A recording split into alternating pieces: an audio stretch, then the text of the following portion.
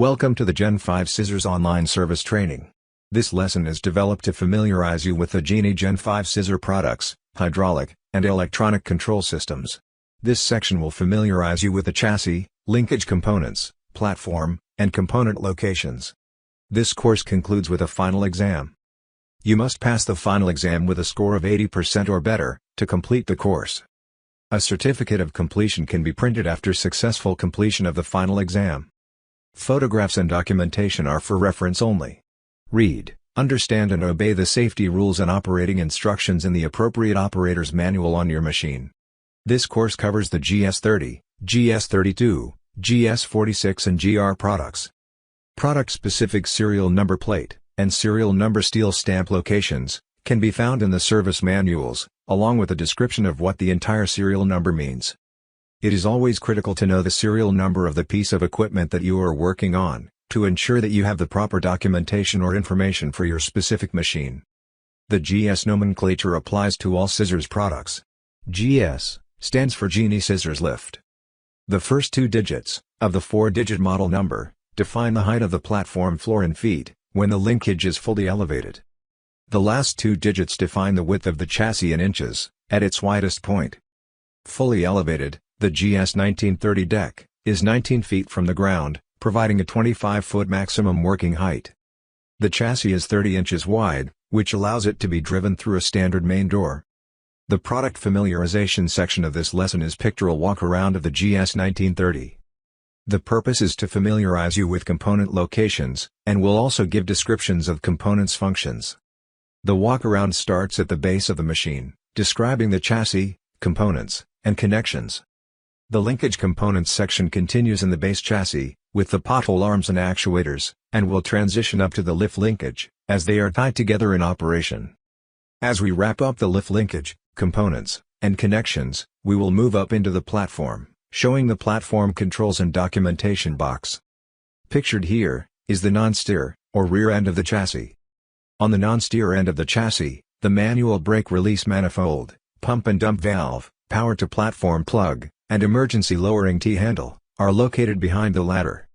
Spring-applied parking brakes are bolted to the rear end of the chassis. Non-marking tires are standard. Chassis tie-down points are located on the rear of the chassis, and craning points are on the sides of the ladder. There is no carbon in non-marking tires, so the chassis is isolated from earth-ground, creating a potential for static electricity that could possibly cause component damage when discharged. To protect against static buildup, anti-static straps are installed beneath the chassis. The left-hand side of the machine houses the battery tray. The following pages will show and describe the components located inside of the tray. Shown with the battery tray open, 4T105, 6V, 225 amp-hour, deep cycle batteries are connected in series, supplying 24 volts to the control system and pump motor. These batteries are used in all the GS and runabout products. They are used for counterweight and should be replaced with batteries of the same weight.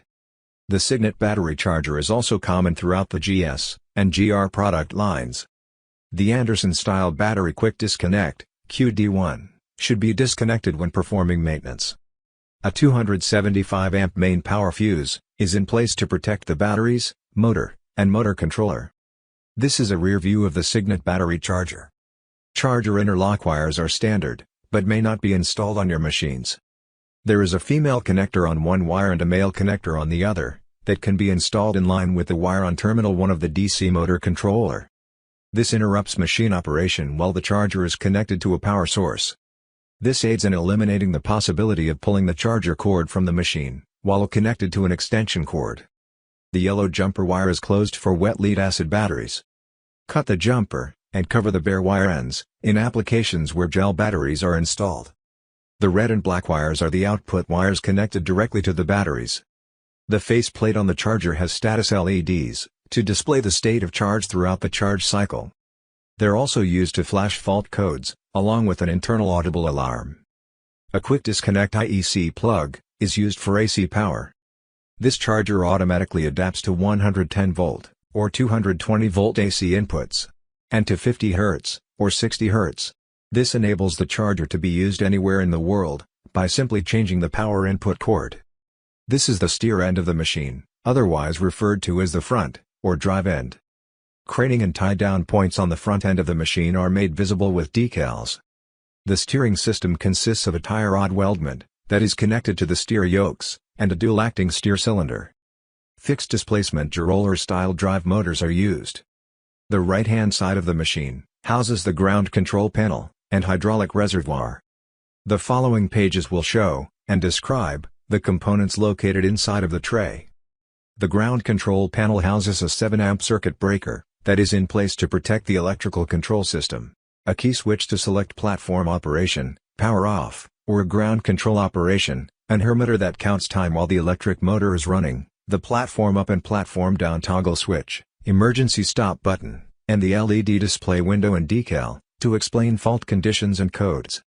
The LED display shows a dash for normal operation. ECU software revision is shown when the down function is selected. The software configuration is shown when up is selected. Note that the software revision and configuration are not fault codes and are only displayed at the base control so not to confuse the operator. Fault codes are displayed as long as they are detected. With the hydraulic component tray open, you can see the return filter location and a control relay, CR48. This is the only relay on ANSI market machines. The power unit assembly is comprised of a series wound, DC motor, and a fixed displacement gear pump. Proportional controls are achieved by varying the electric pump motor speed, with the use of a DC motor controller. The ground control panel components are easily accessible by removing 2 screws from the face of the panel. The ECU monitors user inputs and provides outputs accordingly, within the safe operational range of the machine, as defined by inputs from the limit switches and sensors. These are the different types of motor controllers that we use. The Curtis motor controller on the left, and the Kinetec motor controller on the right. This is a view of the function manifold from the hydraulic side of the machine, with the tray open. All of the solenoid-operated valves are on this manifold, except for the down valve, which is located on the lift cylinder. Notice the battery negative bus connection for all of the solenoids. If this plug is loose or misplaced, none of these functions will operate. A coil fault will be displayed, as any one of these functions are selected. The small manifold on the return to tank line is a 200 psi check valve that prevents fluid draining from the hydraulic system and assists with brake release while driving the machine. A 180 psi nitrogen-charged accumulator is plumbed in parallel with the drive system to help keep the brakes from locking up or dragging while driving down a decline. The pothole linkage is shown looking toward the rear firewall from the hydraulic side, with the component tray open. Pothole pusher rods activate the pothole arm linkage, retracting the pothole arms when the lift linkage is stowed. The limit switches are held open in the stowed position, and relax to close as the gas struts assist to fully deploy the pothole protection arms, as the lift linkage is raised. The pothole protection arms are deployed to make the machine stable, in the event that the machine is driven off of a flat and level surface. If the ECU does not recognize that the pothole arms are deployed when the linkage is out of the stowed position, lift is allowed to continue, but drive is disabled. This view shows the pothole pusher rods on top of the non-steer end of chassis. They are activated by the lift cylinder mount bracket on the linkage, when stowed. The safety arm chock should always be in place when attempting to access or service inside of the lift linkage, or on top of the chassis pan. The lift cylinder can safely be completely removed, with the safety arm chock in place. These components are located on top of the chassis at the steer end. Deutsch plug connections are made to connect the down limit switch, tilt level sensor, and multifunction alarm, to the chassis harness. On this particular machine, the Deutsch plug connection for the control cable is made on top of the chassis. It may also be located beneath the chassis pan, in front of, or behind the front firewall. The platform control box can be connected directly to this Deutsch plug if the control cable is damaged inside the lift linkage. The tilt level sensor is normally closed, and opens at 1.5 degrees to either side and 3 degrees to the front or back, compared to gravity. This will not sound an alarm unless the linkage is out of the stowed position, at which point, lift and drive are disabled. The down limit switch is forced closed by the linkage when in the stowed position. It relaxes and opens when linkage is out of stowed. The ECU disables lift up and drive if the pothole arms are not deployed when the linkage is not stowed. A bus connection for a common battery negative connection is located on top of the chassis, as well. On the lift cylinder port block, You can see the lift and return hose, and the platform down solenoid valve with the knurled knob for the manual override cable. It is important to understand that this valve is bearing the entire load of the platform and linkage. The platform is shown here with the deck extended. This accommodates a 4-foot by 8-foot sheet of drywall or plywood. A lock pin secures the extension deck in the fully retracted, half-extended, and fully extended positions. Power to platform with GFCI outlets is standard on GS products. Lanyard attachment points are also standard on GS products. A literature box is located on the front of the extension deck, to accommodate proper documentation and inspection forms. Every piece of aerial equipment must have an ANSI manual of responsibilities, a model and serial number specific operator's manual, and an AEM safety manual at all times. The platform control box is used for typical operation from the platform, and may also be used for diagnostic troubleshooting, as an adjustment tool for speed tuning, or for software configuration. It features a Hall effect joystick, and steer rocker.